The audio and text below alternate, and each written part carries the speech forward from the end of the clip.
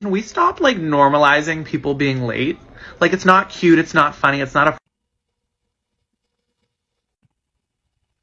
When y'all are ready to learn about the connections between this, and the white American cultural norm with obsessing over being on time, please let me know. Please. Because as someone who is black, queer, has ADHD, and studies African American history and culture, it's one of my favorite things to talk about. It's going to be so much fun. But until then, we could just keep acting like that's a completely harmless opinion that has no historical context whatsoever.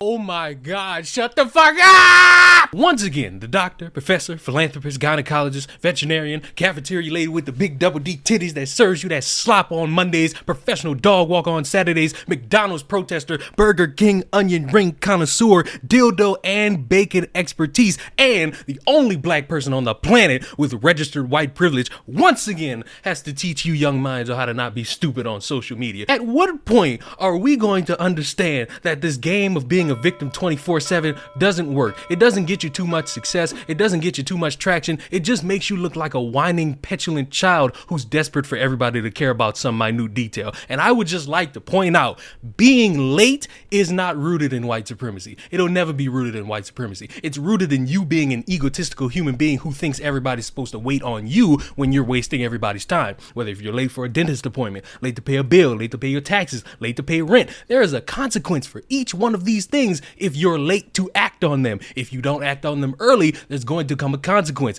Extra payments you got to make, fines, people missing out on opportunities for appointments, you missing out on things to do that's fun. If you plan something with your friends and you say, all right, guys, let's go. We're going to go at 7 o'clock p.m. and it's going to be great. It's going to be fun. We're going to have a good time. And you show up at 9 p.m. and you say, it's black people time. That's not funny. That's just you being inconsistent and inconsiderate of the people you plan things with. You moron. To jump from you not having the responsibility to just sit down and plan something out thoughtfully and carefully to just say, oh, it's all just rooted in whiteness and white supremacy and racism, the white colonialism. Oh, all these opportunities that I miss out on because I'm late. It's somebody else's fault because I don't know how to take personal responsibility. Make sure you subscribe to my seminar so that you know I'm telling you the truth. No! You sound stupid. You sound like somebody who's not trustworthy with time, with anything regarding a due date. I wouldn't trust you to pay my taxes. I wouldn't trust you with a school project because I know you would half-ass it until the last damn second. For the love of God, it's a new year. I know everybody's getting that new year, new me funk out. All you people that want to lose weight, you stop going to the gym. But for the love of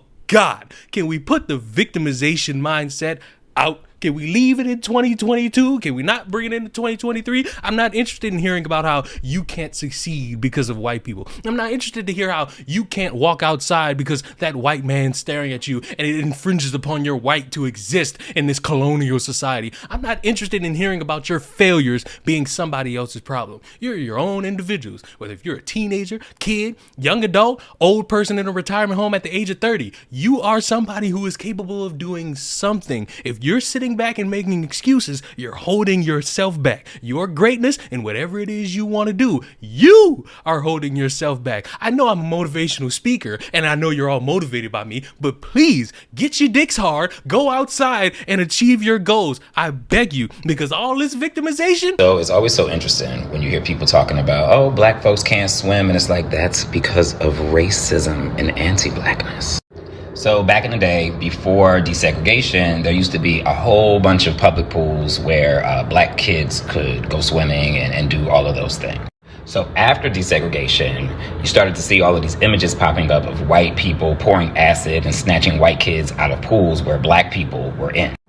Then there were stories of how a whole pool was drained because Sammy Davis Jr. got in it, and stories around Dorothy Dandridge, the scene from the movie where she stuck her toe in the pool and then they drained it. What they don't tell you is that after desegregation, they cemented in more than 2,000 swimming pools in the country, primarily in black neighborhoods. This was also the rise of country clubs, which became exclusive to whites only so that their kids could still learn how to swim. So when we see black folks drowning at 4 and 5 times the rate of white people, just know it is not by chance. It is all by design. I'd like to take a minute to discuss the harsh reality that black content creators face. I recently lost out on a 5-figure brand deal for posting this picture with this caption: Nowhere in the contract were there any stipulations given around what kind of content I could post, except for the branded content, which would be approved by the company. As for my personal content, nothing was said. After posting that picture and posting that caption, I received a phone call from my agent saying that the company thought it was inappropriate. And I just want to take a second to unpack that. When I read that caption, I read a playful articulation of the love I have for my man. It's been generally agreed upon by the Black community for decades that the N-word isn't derogatory, it's a term of endearment. And that brings us to the photo. Yet again, when I look at this picture, I see playfulness. I see a Black girl living her best life, having fun. There's nothing inappropriate about it to me, especially not in the world we live in today. For centuries, Black women's bodies have been scrutinized, they've been picked apart, they've been deemed unworthy, they've been deemed inappropriate, and this is yet again an extension of that rhetoric. It's the hypersexualization of the Black female body which has led to this very conversation.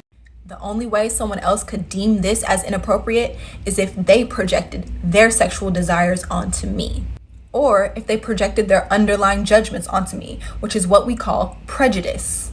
Now, typically I would brush that off and say that's a you problem, but it becomes a me problem because it threatens my livelihood, just the same way these systems of oppression have threatened the livelihood of Black women for centuries. Furthermore, you want access to my audience, which is mostly Black women, without actually having a full appreciation for Black culture. Why is it that what's considered appropriate or professional is always adjacent to whiteness? You want the activist part of me that's articulate and intelligent, but that's just one side of my Black girl magic.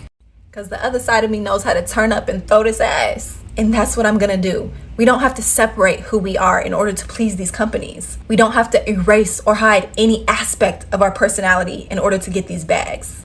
If you can't handle me at my back that ass up, you don't deserve me at my I have a dream. If you're a white liberal leftist or consider yourself to be a white ally, I have a challenge for you. Don't create any more content on TikTok until September 22nd.